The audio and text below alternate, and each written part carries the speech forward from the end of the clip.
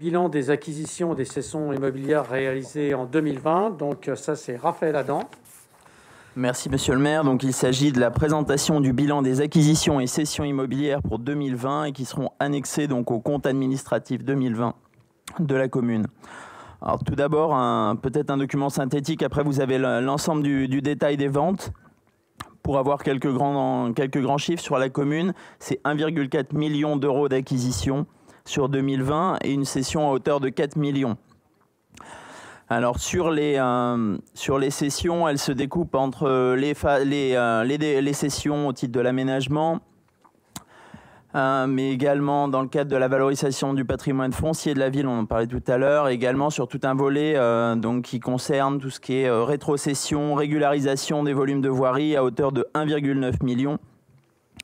Pour la partie liée à la valorisation du patrimoine foncier de la ville, donc au titre de 2020, nous avons eu la vente d'un pavillon 80 boulevard de la Seine, et de participation sur le 1,5 rue Paul Vaillant-Couturier et d'une cession qui avait été présentée puisque l'ensemble en fait des cessions pour la plupart sont passées, alors pour certaines dans l'ancienne mandature, sinon dans le courant de l'année 2020.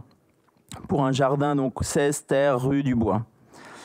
Ça, c'est pour ce qui concernait la partie valorisation du patrimoine. Et du coup, sur les cessions, assez peu finalement. Enfin, on parlait tout à l'heure de valorisation du rôle de la ville et de la mobilisation notamment des fonds.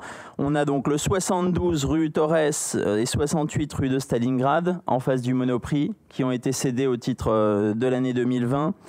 Le lot B1 dans le secteur de la ZAC qui va permettre de pouvoir poursuivre l'aménagement donc de la zone. On est sur la dernière zone à aménager finalement des provinces avec le square.